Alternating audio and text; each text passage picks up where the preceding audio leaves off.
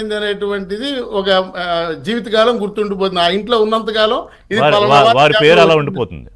ఉండిపోతుంది. ఇక మూడోది, గత ప్రభుత్వం గురించి రఫీ గారు చెప్పారు. ఇప్పుడు గత ప్రభుత్వం లెక్క చేయడం కాదు, మాట్లాడితే నన్ను చంపేయమన్నారు. ఫిజికల్ గా ఎలిమినేట్ చేయమన్నారండి నన్ను. పిఎస్ఆర్ ఆంజనేయులు గారు, డీజీ ఇంటెలిజెన్స్ వారు ఉదయం 8:30లోగా నువ్వు సజ్జల రామకృష్ణారెడ్డి దగ్గరికి వచ్చి సరెండర్ అవ్వకపోతే by 9:30 you are no more, భగవంతుడు కూడా కాపాడలేడు అని స్పష్టంగా చెప్పాడండి. నిలబడ్డారు ధైర్యంగా.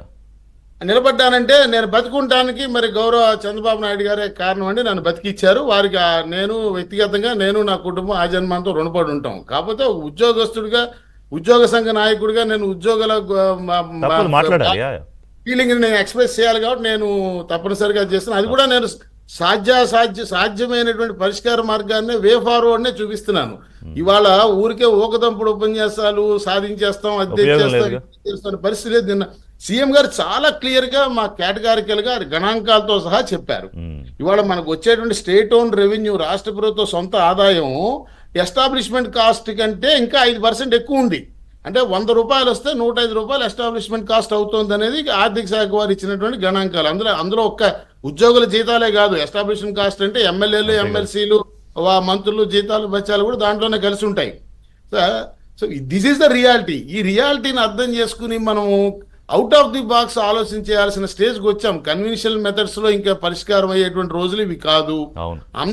మనందరము ఈక్వల్లీ రెస్పాన్సిబుల్ అంటాను నేను. రాష్ట్రం ఈ స్థితికి రావడానికి మనందరం ఈక్వల్లీ రెస్పాన్సిబుల్. మనం ఒక పాలసీ కన్సిస్టెన్సీని మనమే ఎమోషన్స్ తో క్యారీ అయ్యి ప్రతి ఎలక్షన్ కి ఒక్కొక్క రకంగా ఓట్ వేయడం ద్వారా పాలసీ కన్సిస్టెన్సీ లేకుండా చేసుకున్నాం. ఇప్పుడు మన పక్కన ఒరిస్సా బ్యాక్వర్డ్ స్టేట్ అయినా నవీన్ పట్నాయక్ గారు 10 సంవత్సరాలు చేశారు.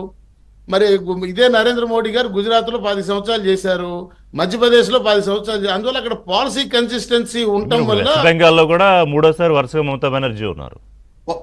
మనకి రాజకీయంగా భిన్నాభిప్రాయాలు ఆయా పార్టీలతో ఏమున్నప్పటికీ అక్కడ పవర్ కన్సిస్టెన్సీ ఉండటం వల్ల పాలసీ కన్సిస్టెన్సీ వచ్చింది. అది అక్కడ గ్రోత్ కి యాడ్ అయింది అనేటువంటి వాస్తవాన్ని ఇగ్నోర్ చేయాలి చెప్పారు మీరు నిజంగానే. ఎందుకంటే ప్రజలు అది దృష్టి పెట్టుకోవాలి తప్ప ఎమోషన్స్, కులాలు, ఈ పిచ్చుకోలు వదిలేసి రాష్ట్రం అభివృద్ధి, వాళ్ళ పిల్లల భవిష్యత్తు దృష్టిలో పెట్టుకునే పనిచేయాలి.